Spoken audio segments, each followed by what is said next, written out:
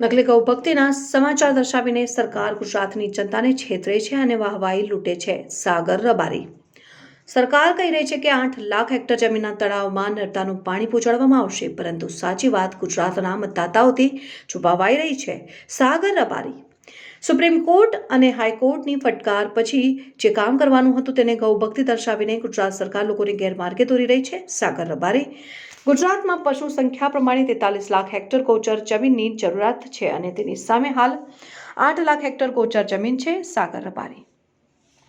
Supreme કોર્ટનો આદેશ હતો કે ગૌચર જમીન પર કરવામાં આવેલા તમામ દબાણોને દૂર કરવા 10 વર્ષ થયા હોવા છતાં આદેશનું પાલન થયું નથી.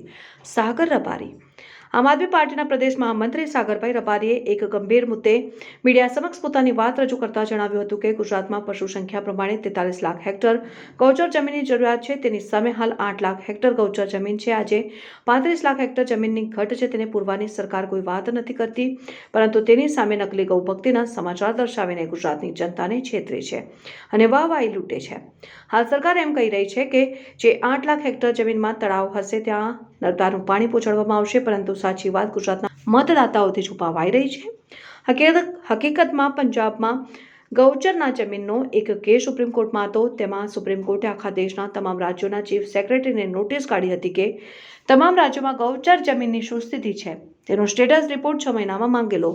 એ રિપોર્ટ પછી સુપ્રીમ કોર્ટે કહ્યું હતું કે ગૌચર જમીન પર કરવામાં આવેલા તમામ દબાણોને દૂર કરવા. આ વાતને 10 વર્ષ કરતાં વધારે સમય થયો, પરંતુ ગુજરાતમાં ગૌચર જમીન પર કરવામાં આવેલા દબાણો દૂર થયા નથી. ગુજરાત સરકાર જો પ્રામાણિક હોય તો સુપ્રીમ કોર્ટમાં આપેલું સ્ટેટસ રિપોર્ટ જનતા સમક્ષ જાહેર કરે.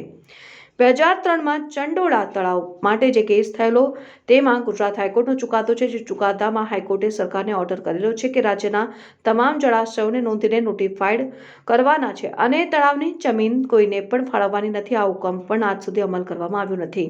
હમણાં ભુજના લોકો ભુજનું હમીરગઢ તળાવ નોટિફાઈડ કરવા માટે હાઈકોર્ટમાં ગયા હતા, ત્યારે 2023 નવેમ્બરમાં હાઈકોર્ટે કહ્યું કે રાજ્યના તમામ જળાશયો આવનારા 6 દિવસમાં નોટિફાય કરવાના છે અને એ નોટિફાય કરવાની જવાબદારી અગાઉ કોઈના માથે મૂકી ન હતી, પરંતુ કોર્ટે બીજા હુકમમાં એ વાત સુધારી છે અને જે તે જિલ્લા કલેક્ટર અને ડીડીઓને એના માટે જવાબદાર ઠેરવ્યા છે. સુપ્રીમ કોર્ટ અને હાઈકોર્ટની ફટકાર પછી જે કામ કરવાનું છે તેને ગૌભક્તિનો દર્શાવીને આ સમાચારને ગુજરાત સરકાર લોકોને ગેરમાર્ગે દોરી રહી છે.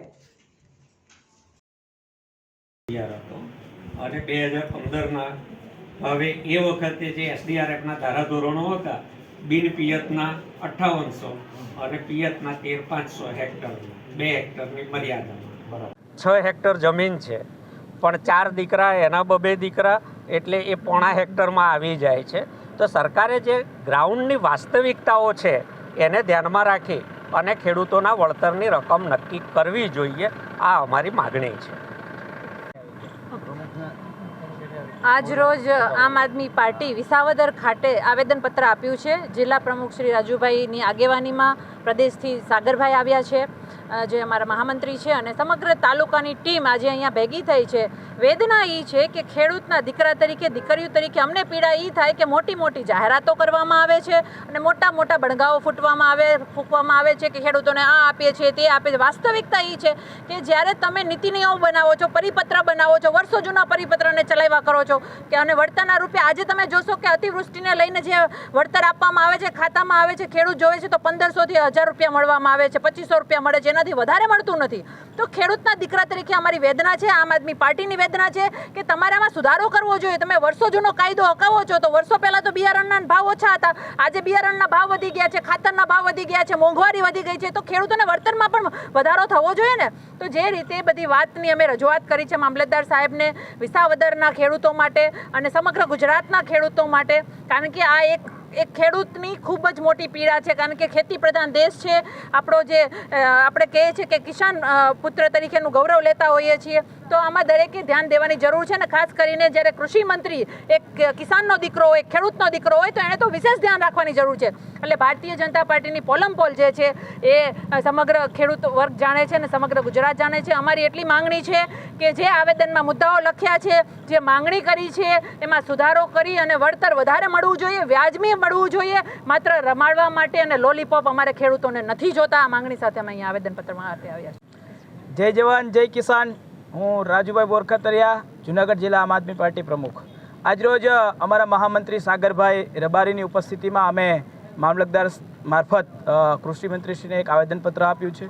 આવેદનની અંદર અમારી માંગ છે કે એક મલમપટ્ટી લગાવવામાં આવી છે ખેડૂતો ઉપર, કે ખેડૂતોને જે રકમ આપવામાં આવી છે એ રકમ એકદમ ગેરવ્યાજબી છે. ક્યાંય પણ એમાં ખેડૂતોને સંતોષ નથી. અમારી પાસે ખૂબ ખેડૂતોની એક માંગણી આવે છે કે આ જે રકમ આપવામાં આવી છે એ રકમ કોઈ હદે ક્યાંય પણ એ સ્વીકાર્ય નથી. ઘણા ખેડૂતો તો એમ કહેવા આવે છે કે અમારી પાસે 1200 રૂપિયા આવ્યા છે, તો એ 1200 રૂપિયાને અમે 51 રૂપિયાની માથે આપીને ફરી એક વખત સરકારને અમે સુપ્રત કરવા પણ માગીએ છીએ.